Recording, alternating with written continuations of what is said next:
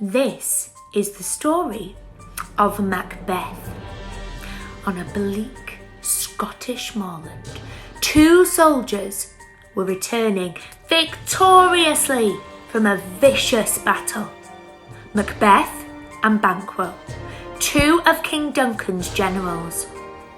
Macbeth, the bravest soldier in the army, was tall, broad-shouldered, and he had a warrior's face, broken-nosed and scarred from past battles. Banquo was younger and slimmer, but with a mouth that was quick to smile. Although he wasn't smiling right now.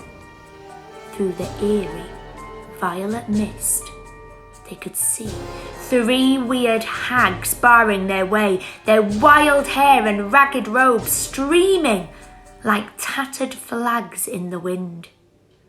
These withered witches told the soldiers that they could see their future. Macbeth would be promoted twice, once to Thane of Cawdor and then to King of Scotland.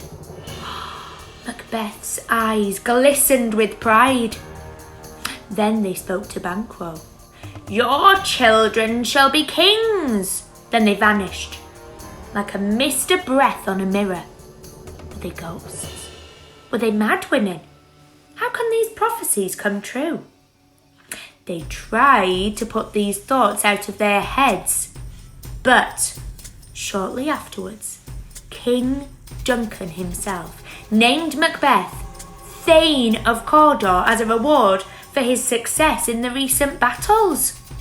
He told him that he would be his heir after his two sons, Malcolm and Donalbain. Suddenly, Macbeth started to believe in the prophecy, and he wrote to his wife immediately. When Lady Macbeth received this letter, she also learned that King Duncan was visiting their castle that very night. Words echoed through her mind. "Cawdor, King, you could have it all," she whispered. She vowed to help him become king by whatever means were necessary. Lady Macbeth, with her long black hair whispering against the green silk of her gown, called to dark forces to help her persuade her husband to do this hideous deed. She worried he would be too weak. As soon as Macbeth returned, she span a web of words convincing Macbeth that King Duncan must die so he can inherit the throne.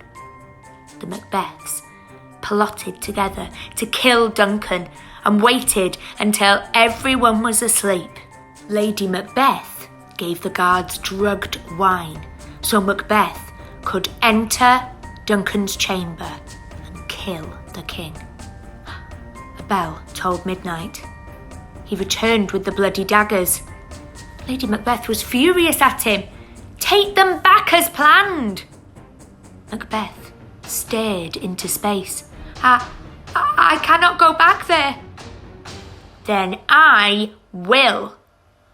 Lady Macbeth returned, having smeared Duncan's blood onto the sleeping guards, her hands red with blood and her face full of triumph and cruelty. Macbeth didn't recognise his wife. He looked in the mirror and saw a stranger. He regretted these deeds almost immediately, but his wife reassured him. The next morning, when Duncan's murder was discovered, Macbeth, in a show of rage and retribution, accused the guards and slaughtered them there before anyone could investigate further. Duncan's sons, Malcolm and Donalbain, fled, fearing for their own lives. In their absence, Macbeth became King of Scotland. But he was plagued by feelings of insecurity. He kept thinking about that prophecy that Banquo's descendants would inherit the throne. So he arranged for Banquo and his son Fleance to be killed. In the darkness, Banquo was murdered, but his son escaped the assassins. At his state banquet that night, Macbeth saw the ghost of Banquo before him, and the courtiers were worried about his mad response. Lady Macbeth dismissed the court and unsuccessfully tried to calm her mad husband. Macbeth sought out the witches again, who said that he would be safe until a local wood, Burnham Wood, marched into battle against him. They also said he need not fear anyone born of woman. Well, confident that nobody could hurt him and that woods could definitely not move, Macbeth focused his attention on Macduff, the Thane of Fife. He hired assassins to murder Macduff's wife and children while he was away visiting Duncan's son, the true heir to the throne, in England. Meanwhile, Lady Macbeth was overcome with guilt about having murdered Duncan and for Macbeth killing Macduff's family. She washed her hands constantly and she began to walk and talk in her sleep until eventually she died. When news reached Macduff that his family had been cruelly slaughtered, he vowed to take revenge against Macbeth. He persuaded Duncan's son, Malcolm, to join him, and together they led the English army to attack Macbeth's castle. They decided to cut down the branches from the trees in the wood and use them as camouflage. When Macbeth's guards looked down from the castle ramparts, they saw the wood moving and went to warn the king. This meant one of the new prophecies had come true. Macbeth was worried.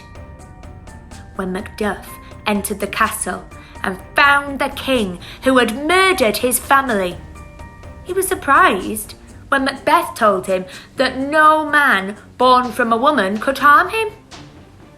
Macduff responded by exclaiming that he was ripped out from his mother during childbirth.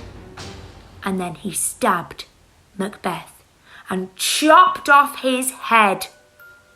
Macduff presented Macbeth's severed head to Malcolm, Duncan's son, and announced that he was the new King of Scotland.